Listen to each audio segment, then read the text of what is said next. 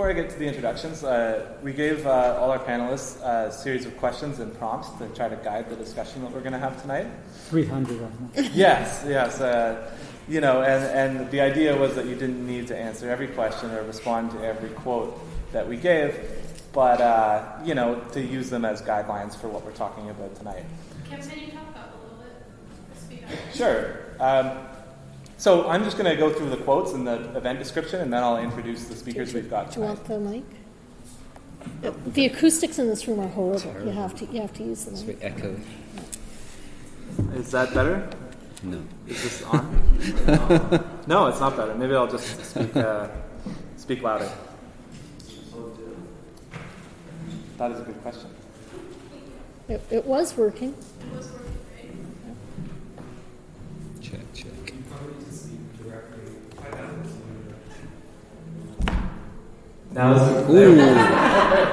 Now we're cooking with gas. All right. So the provocative quotes that we provided are a varied bunch, and I'm just going to go through them quickly. The first is from the Keynesian philosopher Joan Robinson, who was a critic of Marxism. And the quote is, "The misery of being exploited by capitalists is nothing compared to the misery of not being exploited at all." Next we have one from Frederick Jameson, who said, "Capital is not a book about politics, and not even a book about labor. It is a book about unemployment." Andre Gores said, "The error consists in believing that labor, by which I mean heteronomous salaried labor, can and must remain the essential matter. It's just not so. According to American projections, within 20 years labor time will be less than half that of leisure time. I see the task of the left as directing and promoting this process of abolition of labor in a way that will not result in a mass of unemployed on one side, an aristocracy of labor on the other, and between them a proletariat which carries out the most distasteful jobs for 45 hours a week. Instead, let everyone work much less for his salary and thus be free to act in a much more autonomous manner. Today, communism is a real possibility and even a realistic proposition, for the abolition of salaried labor through automation saps both capitalist logic and the market economy." And the last quote we had was from Martin Nicholas, who translated the Grundrisse and was involved in leftist politics in the 1960s and 70s. He said, "The retirement of the working class in the metropoles from productive labor cannot come about, not even for many decades after the revolution, and not even then entirely, and only within a framework of universal shortening of the working day through automation. That retirement is a technocratic fantasy as it stands. It could theoretically come about only if the people of the underdeveloped countries were to accept the burden of all productive work, allowing the American proletariat to live at their expense like idle parasitic retainers, as Hobson long ago envisioned. Happily colonized and imperialized people have other ideas. As they rise, so must the degree of absolute exploitation in the metropolis, and so it has been doing."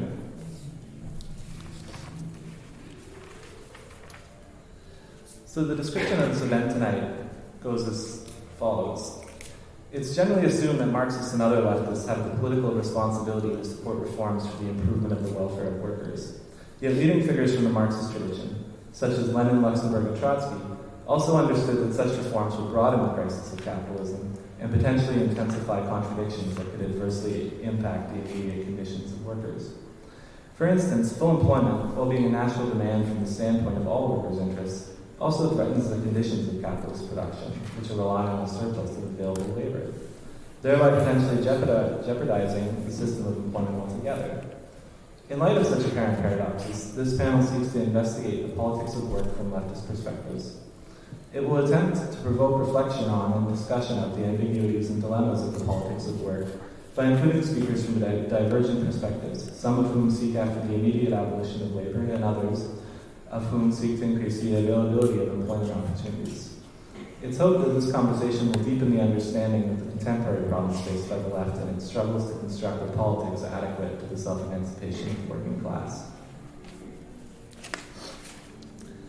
So now I'll just briefly introduce our speakers. Our first speaker will be Susan Brown, who's the author of The Politics of Individualism, Liberalism, Liberal Feminism, and Anarchism, as well as numerous papers and articles in both scholarly and popular publications, including Does Work Really Work?, which was one of the essays that prompted us to invite Susan tonight. She's an associate editor of Anarchist Studies, and co-moderator of the Research on Anarchism discussion group. Susan holds a doctorate in education at from the University of Toronto, as well as a Master's of Arts from York University and a Bachelor of Arts from Queen's University, both in sociology. Susan is a senior policy advisor in the Economic Development and Culture Division at the City of Toronto, where she was hired in 2002 to lead the development of the first ever study of labor force supply and demand issues at a city region level. She also co-leads the Toronto Urban Fellows Program, an innovative initiative that provides talented new professionals full-time work experience in the City of Toronto. After Susan will be Dave Bush, who's a former union organizer with the Service Employees International Union. He's currently a co-editor at Rankandfile.ca, a website focused on Canadian labor news and analysis from a critical perspective. And I'd also add that Dave was one of the organizers of the Baristas Rise Up campaign in Halifax, which I believe has made the news in terms of an innovative form of organizing precarious labor. Our third speaker on the far left, in both senses, is Neil Fischer, who's been involved in politics and anti-politics since the 1980s. He was the publisher of the Council Communist newsletter Red and Black Notes from 1997 to 2006, and has been part of the Internationalist Perspective Group since 2005. And finally, we have Sam Gindin. Sam was research director for the Canadian Auto Workers, now Unifor, for 27 years before leaving the union in 2000. He subsequently taught a course at York University on social justice and political activism, open to non-students. He is the co-author with Leo Panich of The Making of Global Capitalism, The Political Economy of American Empire. So all our speakers will have 10 to 12 minutes to give introductory remarks, and then we'll have 2 to 3 minutes of responses to each other's comments, and then we'll have a question and answer period for about an hour. And if we could keep things on the actual topic of the politics of work, that would be excellent. I think the Spartacus League aren't here, so we'll be able to do that. And we're looking to wrap things up at about 9 p.m. So at about 8:45, we'll take the last questions and have the panelists provide their closing thoughts. So I'll pass it over to Susan. Literally, pass it over. Thank you very much. Can you hear me? Yeah. I'm delighted to be here. Thank you so much. I really appreciate all of you coming out on such a cold, frigid night. I tell you, if I wasn't on the panel, I'd be at home with my cats curled up. So you guys have more resilience than I do. My colleagues on the panel also have a bit of a advantage over me here. I sent them last night my copies of my notes, but I never got any copies of their notes. So I have no idea what they're going to say, but I'm sure we'll have a really engaging, interesting conversation today.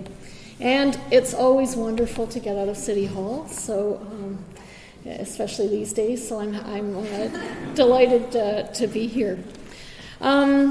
I've prepared, normally I speak just almost off the top of my head, but this is a bit of a blast from the past in terms of, I got a call out of the blue about an article I wrote for Kick It Over almost 20 years ago, and in order to get my thoughts in order, I actually had to write some stuff down. So I apologize. Normally I like to speak a little bit more spontaneously. So this is revisiting Does Work Really Work? Nearly 2 decades later. In 1995, after completing my PhD and a postdoctoral fellowship at the University of Toronto, I found myself in an in-between world. The culmination of 12 years of post-secondary education was a thesis and a book about anarchism, neither of which are particularly in demand in the job market. In fact, while pursuing higher education, I remember joking that I was trying to stay out of the job market as long as I could. And I tell you, as a public servant now, looking at in my 50s, thinking about retirement, working next to people who have lots and lots of years in the public service and I don't, I sometimes wonder about trying to stay out of the labor market as long as I did, although I loved doing the studying that I did. After graduating, I needed to make a living somehow, even though I tried to stay out of it. Our economy had tanked, just like it is now, in the early 1990s, under the pressure of various free trade agreements. Unemployment was stubbornly high, and the best I could do was drift from one precarious job to another as a contract teacher and administrator, with no real prospects in sight. In addition to my precarious employment activities, I also got involved in voluntary collective work, first with the anarchist newspaper Strike, and then with Kick It Over. I found this work both extremely challenging and very rewarding. It was in this context that I wrote Does Work Really Work?, where I argued that the employment contract is based on a civil master-slave relationship. I stated in the strongest possible language that we must destroy the wage system and replace it with free and voluntary activity. And I quote from my writing, "The wage system is inherently corrupt and unreformable. However, we can make it more bearable while at the same time trying to destroy it." So, nearly 20 years have passed since I wrote those words. I was in my mid-30s in 1995. Now I'm approaching 55. I somehow never thought I would get this old. Not that I thought I would die, I just never thought I would get this old. Over the years, I've written many other papers and articles, both academic and popular, but due to the vagaries of the internet, Does Work Really Work is the one piece of my writing that seems to have struck a chord. I wrote the article at a time in my life when I had no real work experience behind me other than my academic work. I struggled for several years to get my foot into the paid labor market, while simultaneously feeling very conflicted about having to work for pay. After some years and several low-paying administrative jobs, I finally landed what I would call a really good job. I have been working in a very well-paid professional level position in the municipal public service for more than a decade. Working in the Economic Development and Culture Division at the City of Toronto, I am well paid to read, write, think, and give advice about the labor market. The irony of this does not escape me, based on what I did my degrees on and based on Does Work Really Work? I also know that there are many extremely talented people, young people graduating from university, highly educated and underemployed immigrants, older, experienced workers who have been laid off, who would give anything to have the job that I have. It is a unionized position with security, great benefits, and a pension plan. It is a job with a large amount of autonomy and self-direction. I love my job, but I would leave it in a heartbeat if I didn't have to work for pay. So I went back and reread my article, Does Work Really Work? It's funny, you write something, you put it out there, you kind of forget about it, and then you come back to it after some years. And today I'm struck by a number of things. So first, I largely still believe in what I wrote back in 1995. I still see the employer-employee relationship as inherently hierarchical, based on unequal power. I also still believe that it is desirable to organize work based on principles of voluntary association and mutual aid, focused on play, enjoyment, and gift-giving. Second, if I were writing the article today, I would qualify my language when comparing wage work with slavery. I believe I could make the same point that wage labor is based on a relationship of domination and subordination, while at the same time acknowledging the brutality of actual slavery. Third, today, even more than in 1995, I see capitalism as being in crisis. The 2008 global credit crisis, the Occupy Wall Street movement, the increasing gap between rich and poor in Canada and around the world, the decreasing middle class, and the various jobless economic recoveries are all symptomatic of capitalism's deepening dysfunction. And fourth, even if one opposes capitalism's exploitive relationships, there is nothing ideologically pure about trying to live outside the wage system in order to undermine it. While I still support a utopian future where people are able to work together voluntarily, free from domination and subordination. The reality for the vast majority of people today is that they have to participate in the wage labor system in order to clothe and house themselves and their families. When I was in my 20s and my 30s, I knew activists who chose to live on the margins in order to live a life that was congruent with their ideological and political beliefs. However, those same activists are now in their 50s and 60s, and life is increasingly hard for them. I wonder how they will get by as they face old age with little or no resources to call upon. Over the past decade, the core of my paid professional work involves figuring out ways we can ensure that Toronto's residents have the skills and education necessary to do meaningful work. I sit at the intersection between people looking for work and employers looking for skilled labor. Among a number of other activities, I coach job seekers on how to successfully get jobs, keep jobs, and move up in their jobs. One of the things that I have learned in talking to people from other cultures is how the Canadian workplace is relatively non-hierarchical compared to workplaces like those found in India and China, for instance. As an anarchist trained in the classical tradition, I see hierarchy everywhere. While those who come from hierarchical cultures often find the Canadian workplace perplexingly organizationally flat. These cultural differences can lead to some unfortunate and negative workplace experiences for newcomers and immigrants, if not explicitly identified and bridged. In my work, I constantly seek ways to reduce hierarchy and create more egalitarian working relationships. I inject fun into my work with others. You should see the Dilbert cartoons I post anonymously on the walls at City Hall.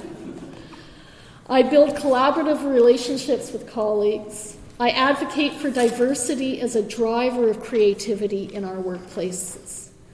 I use strength-based approaches in my analytical work that focuses on assets rather than deficits. In these ways, I build consensus and momentum towards positive change. While to others it may not look like I am an activist, in fact, I work through more subtle means to flatten out hierarchy, to empower both job seekers and those who are currently employed, to be creative in my own work, and to encourage creativity in others. Through stealth, I infuse my work with values like consensus, collaboration, empowerment, passion, creativity, diversity, innovation, knowledge, respect, and autonomy. With these core values grounding my work, I use my influence to create a better, freer world today while never losing sight of an even freer tomorrow. This is my approach to living within the system while trying to change it for the better. This is not, however, the only approach, or even a sufficient approach to creating a better, freer world. I firmly believe that our local, regional, national, and global economies are so powerful, complex, and interdependent that no one approach to social and economic change can hope to succeed on its own. We need a multi-pronged approach to provoking positive change. We need strong activist movements working outside the system to push for economic justice, like the Occupy and Idle No More movements, for example. These movements build both awareness and momentum that spread well beyond their original thrusts. While to the mainstream they may seem like movements on the margins, by applying pressure from the outside, they make it easier for people like me to create change on the inside. Organized labor is also another important plank in pushing for a better world for us all. The historic fight for workers' rights, for a safe workplace, for a living wage, for shorter working hours, these struggles have raised the bar for both union and non-union workers alike, and it is important to keep this fight up in the face of recent significant anti-union legislation. I firmly believe that a strong labor movement is an essential part of creating a better, more fair, and freer world. None of these approaches unto themselves is sufficient to make the changes I'd like to see in the world. Simply working within the system isn't radical enough. It might make change for a few pockets of people, but it won't necessarily change the whole system. Just pushing from the outside isn't effective enough. It might make a wider number of people aware of the issues, but it won't necessarily win over the hearts and minds of the majority. And working only through organized labor isn't creative enough. It might put into place protective legislation, but if workers are afraid of losing their jobs when they exercise those rights, the status quo remains. But together, these approaches and others mutually reinforce each other, building towards a better future where work is productive, meaningful, inclusive, voluntary, non-exploitive, green, joyful, creative, safe, social, engaging, and fun. Thank you.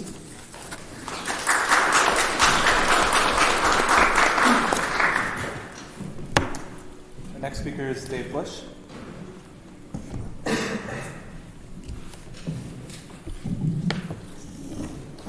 Great, thanks for having me. I'd just like to sort of start with in my mind, what's the obvious here is that wage labor under capitalism, it stinks. Like, I've worked, dozens of jobs in my life, most of them at or around minimum wage, and it's terrible. It's not joyous. So I think that's overwhelmingly a lot of people's experience in being compelled to work under capitalism. Although that doesn't negate that there are good parts of work, okay? So lots of social aspects and things like this are nice. Just the daily grind of work is usually not a pleasant experience for most people. So I put my position squarely in that, like, we need to abolish the wage labor system. We need to abolish, overthrow, replace capitalism, however you want to put that. That's the goal, okay? So the question is, okay, so that's this sort of utopian goal. How do we move towards that goal? How do we try to accomplish it? And I sort of, I think that obviously that we can't reform the system to get to that place in terms of reformism. Just simple structural changes within the parameters of capitalism are never going to make work fulfilling or emancipatory. So, I think that we need some sort of social, political revolution if we're moving towards that. However, how do we get to that? That also seems kind of utopian in my mind, which is, reform or revolution. I'm with Rosa Luxemburg here. It's both, okay? We use... So's the kid. Yeah. Perfect. And so we use, basically reforms are the path in which we go on towards revolution, okay? Puts the question of what kinds of reforms do we want? That's what kinds of reforms are strategic reforms that will help us move towards that goal without falling into reformism. So I'd just like to outline broadly what we can think of what strategic reforms are, or what they would look like. One is that every reform has to address people's immediate needs, or their needs in general, okay? So if you are, in organizing, my job as a union organizer, people's immediate needs at work are, I want better pay, things like this, which you might sort of think, okay, that's obvious, but actually some of the biggest movers of what gets people to sign union cards or form unions in the workplace, health and safety issues, being bullied at work by their boss, okay? So finding these sort of what seem very solvable things within those workplaces, but aren't. That's what drives people towards forming a union. So trying to think about what kinds of needs, social needs, are we trying to address that can actually speak to where people are at. And we also want to empower people's self-activity. We don't want to be substitutionalist. In terms of, we want to be able to draw people into struggle and empower them to do and take on activities of organizing. Also, strategic demands and things like this should point to the limits of the political system that we live in. okay, which seems sort of like obvious reforms, right? A $14 an hour minimum wage, $15 an hour minimum wage, which seems like barely livable, but our system doesn't even provide, okay? And it points to a sort of power parameter that we have. The other thing is building organizational capacity. Our reforms have to be able to help build the organizations that we want to push forward and give political expression to our demands. And the other thing is that I would say the strategic reforms have to be conjunctural. They have to make sense in a given moment. And here I'm thinking, okay, a fight for full employment and putting that as our number one demand kind of, in my mind, doesn't make sense. I'd like to say I'm a young worker, but probably not technically a youngish worker. And full employment doesn't really speak to me. It never did. Because I always thought, well, the system could provide kind of crappy jobs, part-time work. It wasn't just full employment, it was the type of work that was being offered. I was never able to get a 9-to-5 job. I was never able to have weekends off and things like this. Okay? So the idea of just having a full-time shift work all over the map isn't necessarily something that is actionable for people. So I think it has to understand our political situation, okay, the balance of labor and capital. And ultimately, these strategic demands or reforms that we're trying to fight for, like something full employment, but I don't think that makes sense in this moment, have to be, they're mobilizing tools. They have to be actionable. If you can't go and campaign on those demands, and maybe I would demand that workers take over and own all these factories everywhere. That doesn't make sense as a first step.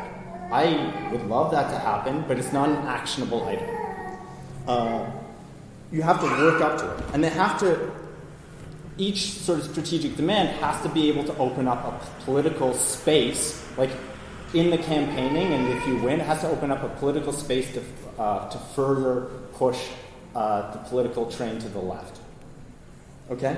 And each strategic reform can do that, but it can also be co-opted. Because you could think of something like full employment. We could achieve somewhat close to full employment, but it could be co-opted because it could be all minimum wage jobs or something. Or you can think of guaranteed income or the social wage, which I don't think makes sense as a strategic reform right now. But it could also be co-opted as well, or it could be useful. My point is that we have to think of this conjuncturally. It has to make sense in our political analysis. So that seems sort of vague, I know. I think right now, my opinion is that we need to be building the left and the labor left. That is our dual task at the moment. And one of the things I see that could make sense would be something around the postal workers campaign. There's other strategic demands. I'm sure you may have ideas of things that you think would be good. But one of the reasons why I think the postal workers make sense, inserting ourselves into that struggle and partaking in it, because one, I think it connects the left with the workers' movement in the Postal Workers Union, which is on the left of the Canadian union scene. Two, I think that the last rotating strike and lockout did leave an infrastructure of solidarity in place across the country. It's a national campaign, so it's not local, so we can start thinking of building a left that actually extends beyond regional pockets, possibly. I think one of the other things is that they're ending a public service, meaning that we can actually reach out to the public and connect a public service with workers' rights, good jobs, and so on. And we can actually think about some of the creative strategies that could bring up. So one of the things is that by the end of the year, if nothing is done, they're going to start to put in, or even sooner, these community mailboxes in places and replace that with home delivery. So, I mean, if the left, we can just do a thought experiment. If the left was really powerful within the union movement, we could, it would be possible to do a creative strategy where workers would actually just refuse to use those boxes and continue to do home mail delivery. Now, imagine that. Imagine that that is something where the workers' movement is now coming in and providing a public service and telling management, basically, your plans are defunct because we're not going to carry it out. It would be highly popular. I'm not saying that's going to happen. I would love to.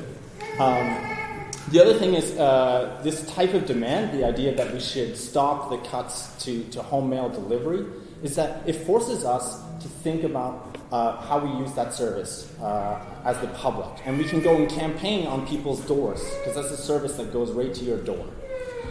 Meaning that we can build good, solid community labor links by doing door-to-door campaigns and actually talking to people who use this service, and empowering them to take further action.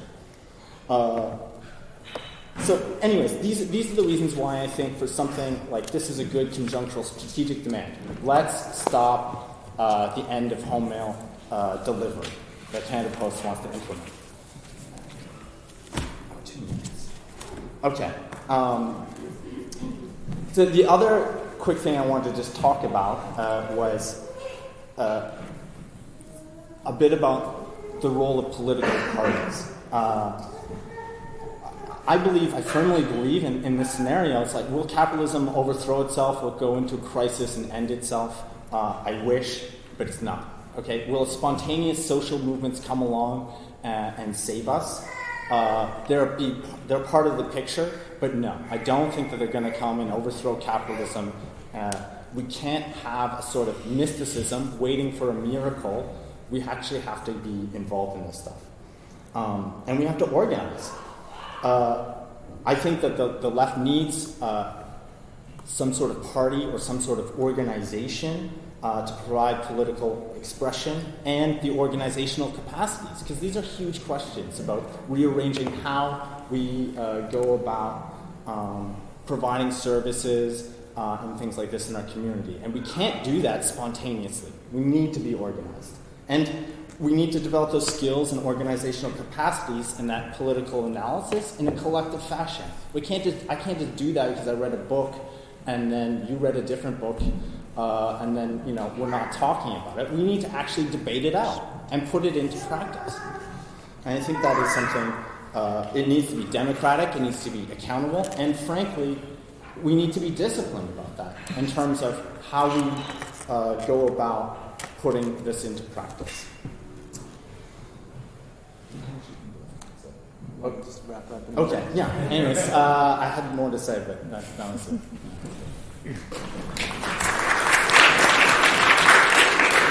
David was just about to explain how to make the revolution.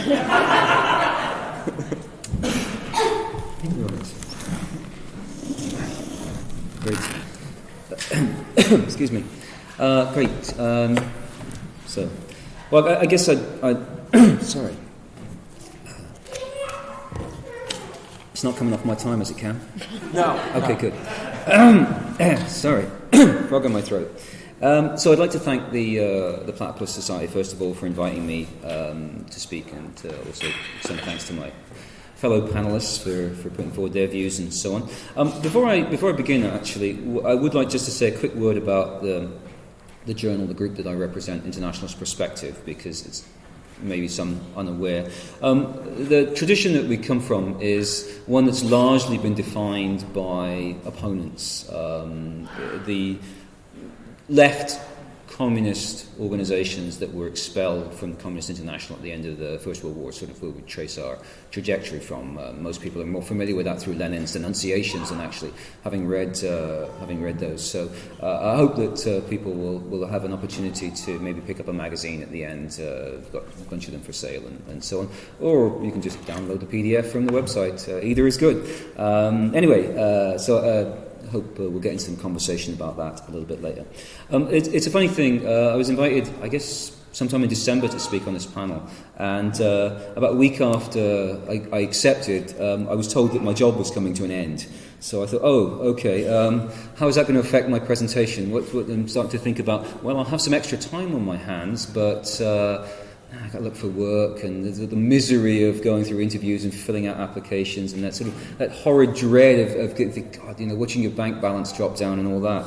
And then last Thursday I got a new job which starts this Friday, so I thought, great, now I'm back to work, and no, I don't have any free time, and there's that horror of going back, and I actually quite like my job. It has some pleasant aspects. It's not anywhere near as horrible as many that you might imagine out there, but a lot of the time I think about work just on a personal level. It's that joke about why is Sunday the worst day of the week, because we're trying to forget last week and not think about next week, and it's just awful in many ways. But I read the questions that were posed, and I thought, I could speak about that one, I could speak about that one. But I thought instead of concentrating on the smaller stuff, I'd try and give a bigger picture perspective on some of my thoughts here. And that will involve, I guess, the question of reforms and what is capitalism, and what do reforms and labour mean under capitalism at this stage of its development. So there's a bit of history I'm going to go into. I'm sorry about that. And just cut me off if I run out of time there.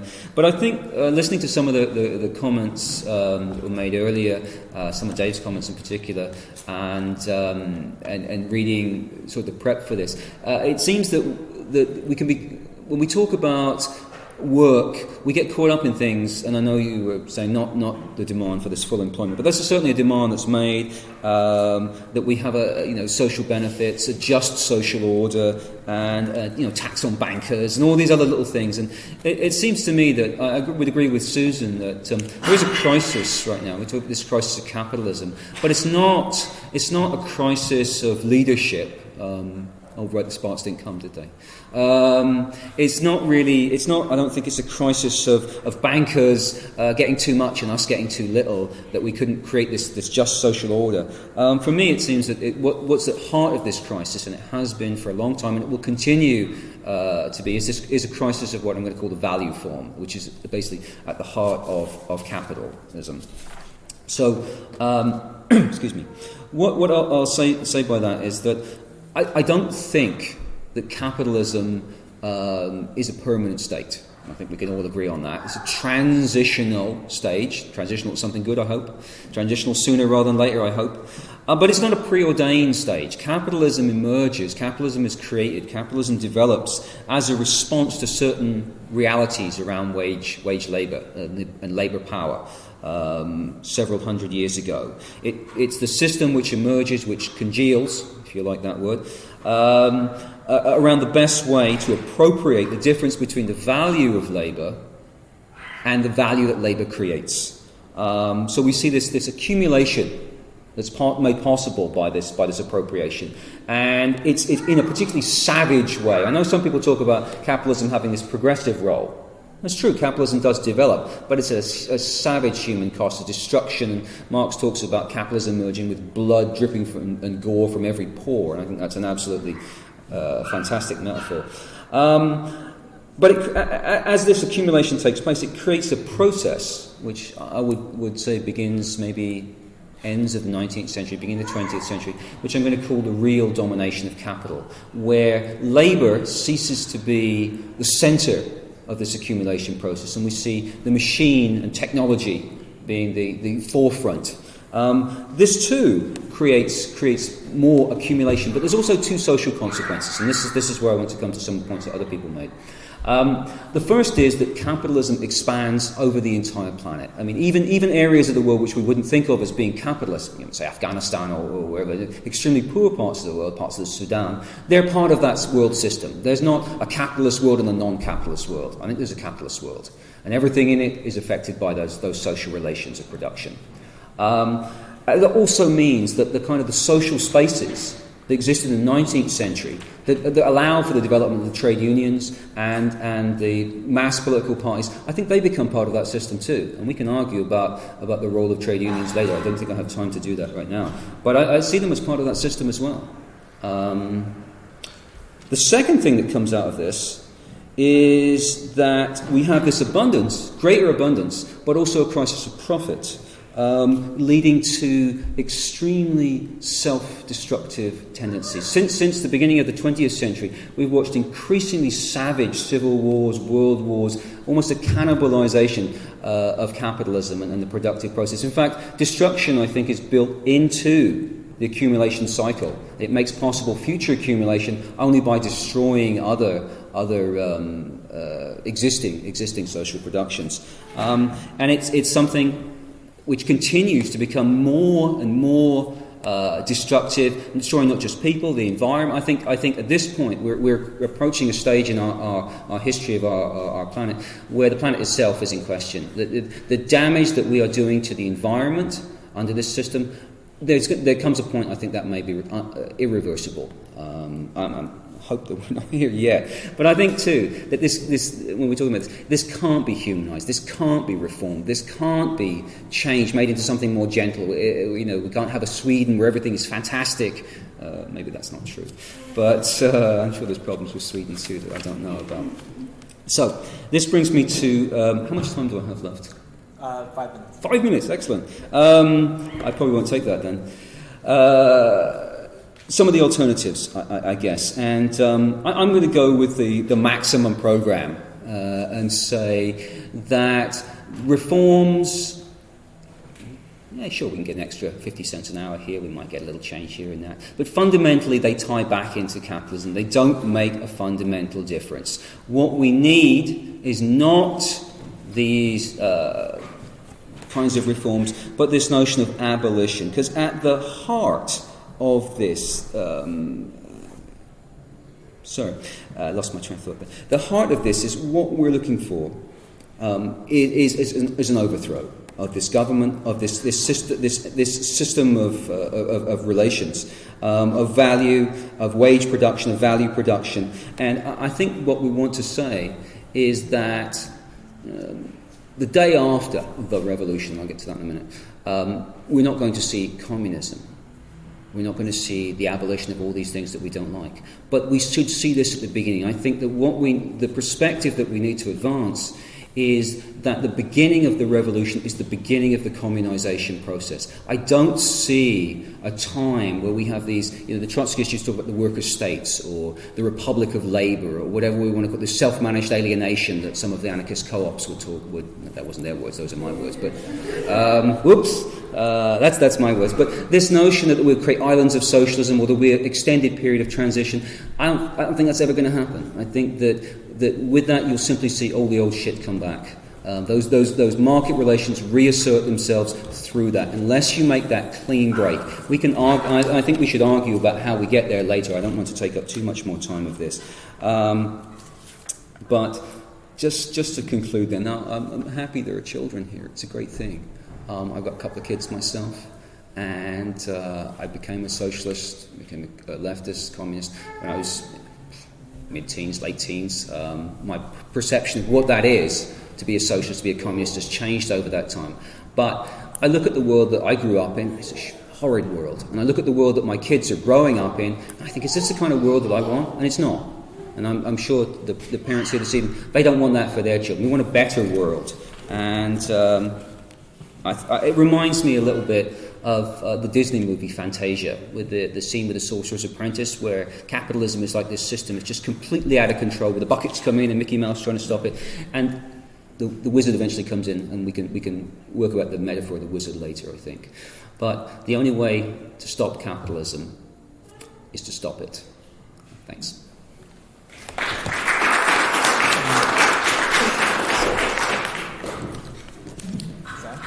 Okay. There are great questions. I think I'm just going to ramble through a few points, especially after listening to others.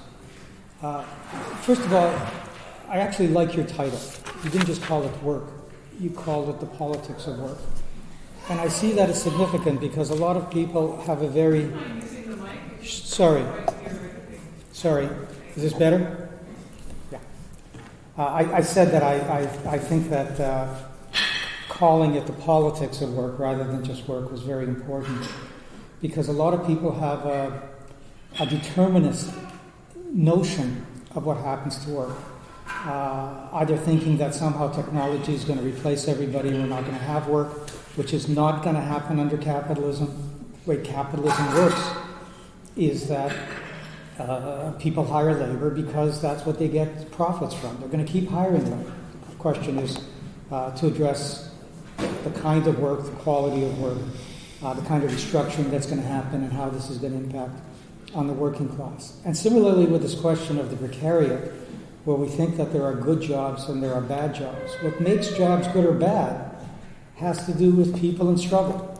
Auto jobs in the 1920s were precarious jobs. A good portion of the public sector right now is temporary, precarious jobs. So there's nothing automatic and inherent in terms of a precariat. It has to do with a struggle. I also want to say, and I'll disagree with some people on this, capitalism is not in a crisis. Capitalism is doing fine. The rich are doing fine. It's expanding into every corner of the world. It's finding more opportunities to make profits.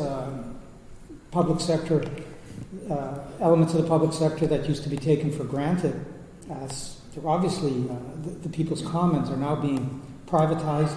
They're getting into our heads in every way. Capitalism is doing fine. The crisis we have to talk about is the crisis on the left.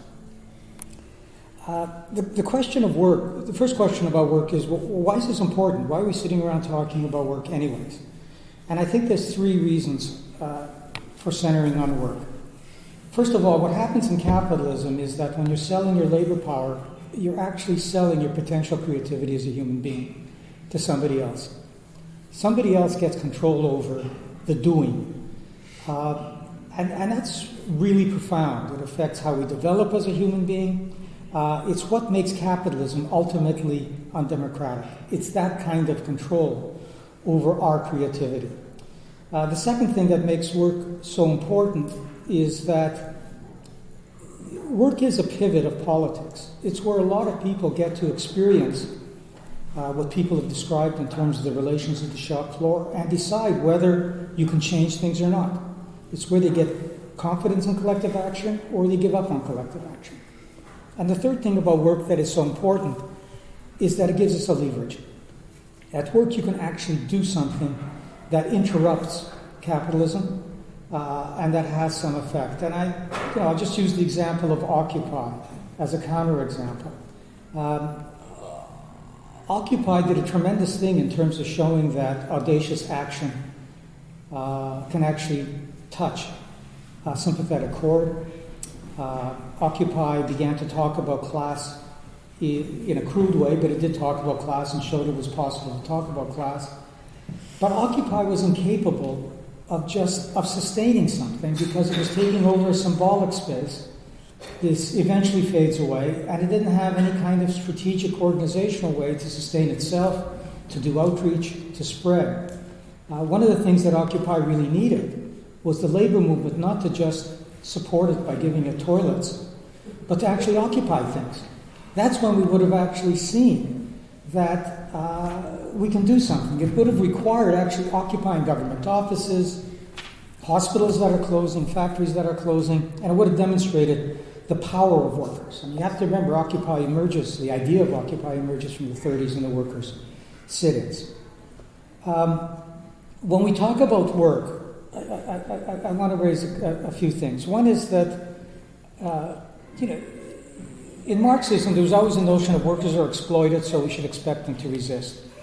Well, it's contradictory. There's other things that go on in work. One of the things that goes on in work is that you actually learn your dependency. You have to sell your labor power. Somebody else buys it. They get to organize it. They get to coordinate it with markets and finance and inputs. So what you learn is, what you're learning from your daily experience is that capital is actually the embodiment. Capital is the embodiment of science, knowledge, organizational capacities. So it actually teaches people their dependency. That's one problem with the question of work, one of the contradictions of it. The other is that work actually fragments us. It fragments us in the workplace through the division of labor. It fragments us across workplaces. Workers compete with each other to get jobs, which makes them identify with the employer rather than with other workers. Workers are always under pressure to survive, which means they're thinking about the short term, not the long term. And if you're going to change society, you have to think about the long term. You actually have to decide that you're in it for the long term. And, the problem in terms of work is that immediacy, that you have to survive and the long term is postponed. Neoliberalism took advantage of all of that. What neoliberalism really did was it built on all of that and channeled how people survived into individualism, into being integrated into capitalism, into thinking that there is no alternative, so this is it. This is capitalism, that's all you can live with, into a certain kind of fatalism. And what I mean by that is that once you weaken the unions and people don't find or see collective ways of fighting back, and social democracy is just another way of administering the system, they have to survive. So what do? They work longer hours, they go into debt, they cheer the stock market because maybe that'll help their pensions, they look at their homes as an asset that they can borrow on. So you begin to do all these individual things that integrate you into neoliberalism, that reshape the class, and it makes it so much more difficult to fight back. Now, unions were supposed to get around this. Unions were supposed to be a way of demonstrating that there's some collectivity, that you can actually fight back. You don't have to be dependent. You have your own resources, your own analysis. But the problem with unions, and this isn't about bureaucracy, there's a lot of problems in unions, but the fundamental problem of unions is that unions are sectional organizations. Unions are concerned with representing a specific group of workers, either in a factory or with a particular skill. And the trouble with that is that it's not a class perspective. You're looking after a particular group. Now, in the 50s and 60s, it didn't matter. The economy was strong. You could just look after yourself. You had a good chance of winning. It would probably spread to other workers. It actually had some positive social impact. That period is over, and unions haven't come to grips with that period being over. You cannot win anymore through sectionalism. If you win anything, you'll be isolated, but generally you won't even be able to win things for your members. So unions have to struggle with this question of how do you actually develop the kind of organizations that represent the class. Now let me just say something about work time in this, because I think it's very important in a number of ways. The first thing we have to recognize is for all the improvements of productivity and for everything that Gort said about we'll be working half as many hours, we work more hours than ever before. Families provide more hours than they ever did. You now have, we never had this number of people in a family. And so now I'm just talking about two earners. I'm talking about students who now are working before, and plus people are working long hours. So we're actually working longer hours. For some people, the problem is actually not having enough hours. So you can't even get a general demand of reducing work time. Some people want more. It's about redistributing work time. The other thing is what people really want is flexibility. It isn't even just saying we'll have fewer hours. It's actually having control over our work time. One of the reasons that the minimum wage campaign is so important is a lot of people actually have 3 jobs and are traveling between 3 jobs and wasting time traveling between 3 jobs. Maybe a $15 an hour wage would mean they'd only have 2 jobs to run through. It's the beginning of something. And I think we also have to recognize that we cannot win the fight for reduced work time unless there's a cultural change. If we just want to consume more, we're not going to win the fight for reduced work time. We have to actually accept that there's something more valuable. Maybe it's more important to have parks and public spaces and cultural spaces than to have larger cars, and we have to address that. And usually the left doesn't address that. We defend the working class in terms of it should have more. When they're militant, that's good, rather than the questioning militancy over what. But the most important thing I want to raise is we've really got a problem in terms of if you want to be engaged in politics, you need time. You need time to read and to think and to go to meetings and to go to boring meetings and to go to long forums. You need time to do this. And people don't have their times given their ordinary lives. So we also have to figure out how do we develop this kind of time. How much time do I have? Half an hour? 3 minutes. Oh. Okay, well let me kind of try to wrap up. I think the most important thing that we have to raise is what Dave raised, and that's the organizational question. And I raise that because we can't, on the one hand, say capitalism is this incredibly powerful system, but we're spontaneously somehow going to defeat it. It isn't going to happen. We're not going to defeat it with a protest here or a protest there or telling everybody to do their own thing. This is serious. If we want to change capitalism, we have to be organized. There's another reason for why it's so important. People don't... it used to be that people were bought off by the system by getting some goods, getting material goods or whatever, being promised that the system is democratic. The problem today, because they don't promise you anything anymore. They don't even promise you democracy. It doesn't matter who you elect. There's only one way to run the economy. The problem is that people are fatalistic. We have to take that seriously. This is what keeps the system going. People don't think it's the best system. Everybody you talk to thinks the system sucks. They just don't think that there's anything else. And the question is, well, how do you get people to believe in something else? Well, you can't do that without organizations. You have to convince them that there are collective organizations that they can work through that make a difference. And if you don't do that, because they won't see them as individuals, or they'll just survive as individuals, we can't make change.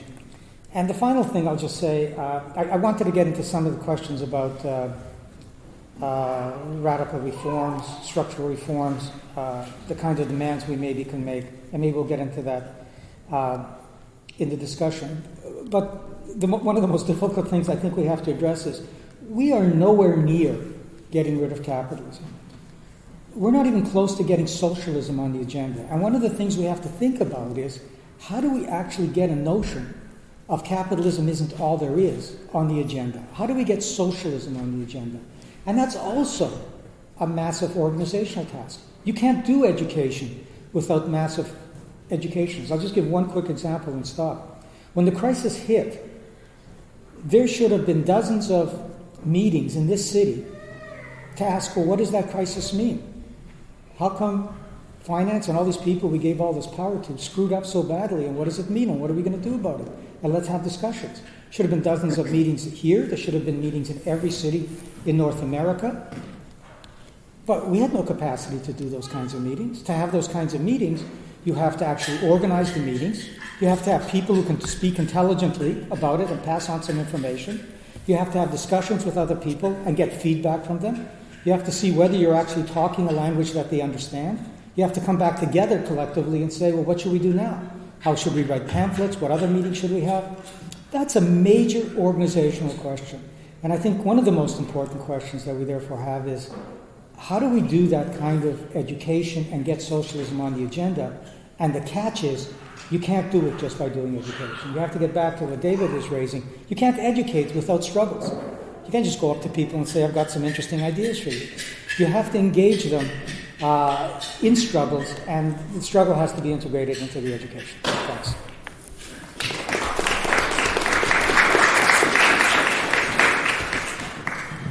So before we get to the question and answer, we'd just like to give each panelist 3 minutes to respond to the conversation that's happened thus far.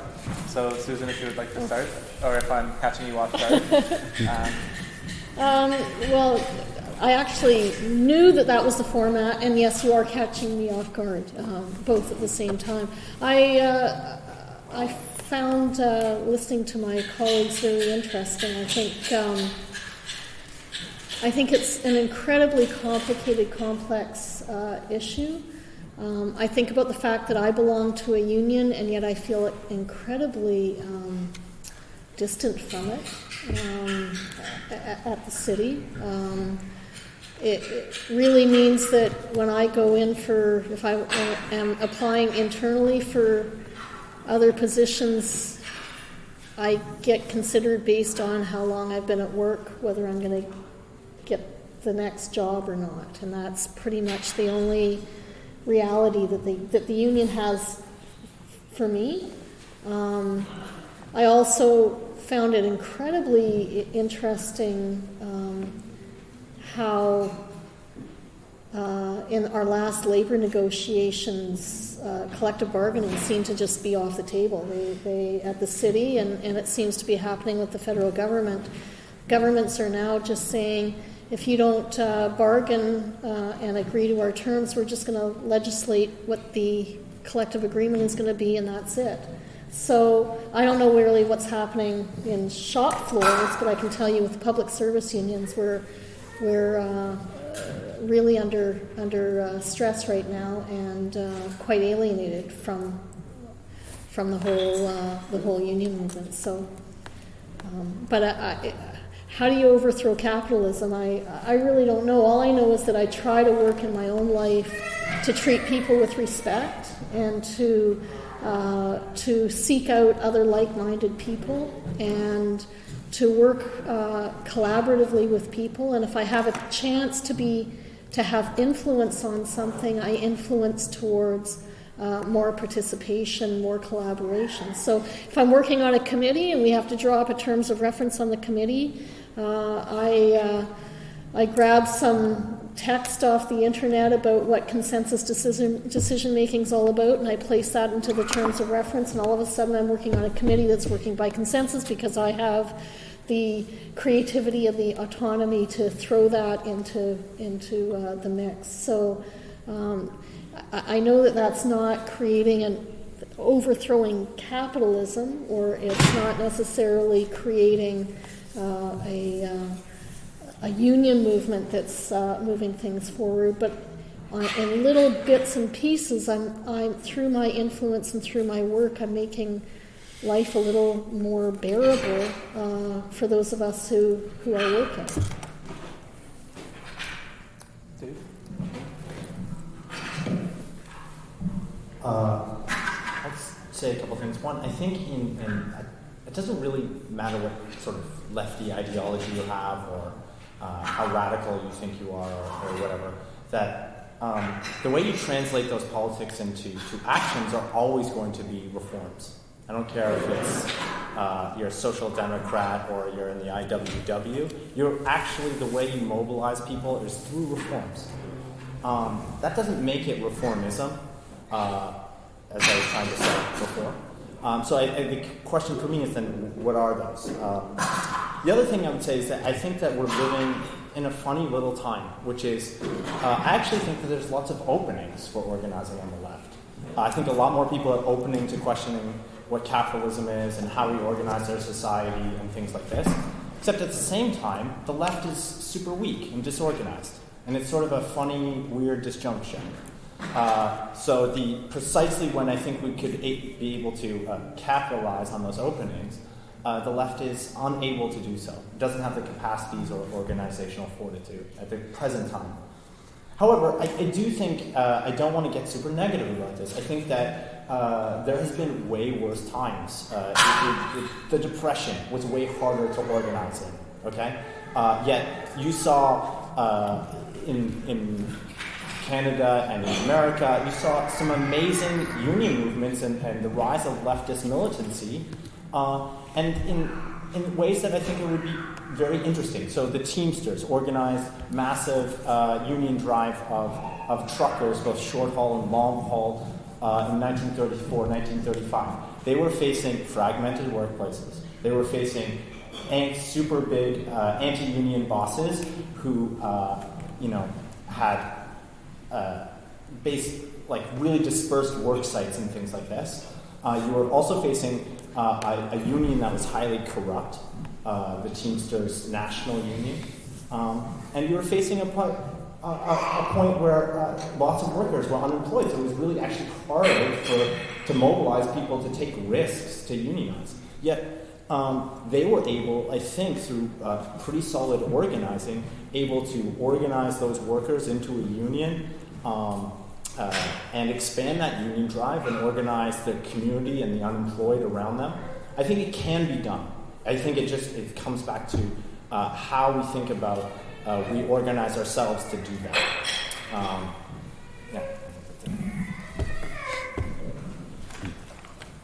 Thanks. Just 2 points I want to make. I remember, it must be about 15 years back. Do you anybody remember the Rebuilding the Left conferences? Maybe around 2000. That was maybe. The left? Rebuilding the Left, yeah. They had a conference at Oisio, I think, and there must have been close to 1,000 people came out for that. A lot of people, a lot of tired old lefties like me and others who came out and said, oh, let's see what's going on here. And a lot of people looking to recruit. And then there were a lot of people who came out and said, this is horrible, let's see if we can do something. And it was fantastic. It was a really great feeling of people who said, I hate this system, I want to change it. And marvellous. And we thought, oh, something will come out of this. There was a meeting, I think, maybe a month after that, down at somewhere at U of T, I can't remember where now, where it was maybe 100 people or so came out for that. And then there was another one with like 25 people, and that was it. It was sort of just dribbled away. You watch it visibly. And I guess the thing is, for me, that you can't create these organizations. You can't create something if there aren't other things going on. So when people talk about this notion of spontaneity in organization, that's always a thing that's thrown out. People say that I'm extremely skeptical about organization, and I think organizations largely play a negative role. I'll say that. But when people say, oh, spontaneity, it's just going to spring. Spontaneity is really a misnomer. Spontaneity, what it really means is we didn't see it coming. You think the movements, explosions that we see in various places, they don't come out of nowhere. There's no such thing as spontaneity. We just didn't see them. They're percolating all the time. There's always resistance in the workplace, in society. We don't always see it, and it doesn't always become those great movements, but it's always there. As someone who has been active in movements and so on, I mean, we want to be involved in this.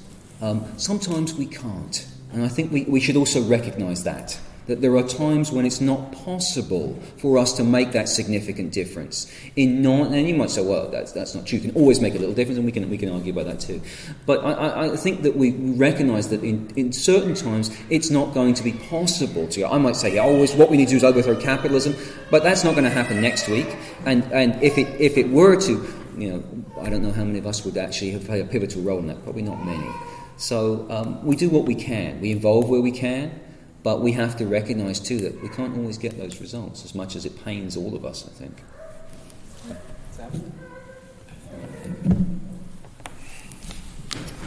Okay. I mean, on the 30s, one of the things we have to recognise was that part of the explanation of the 30s was that there were communists. People who actually believed in something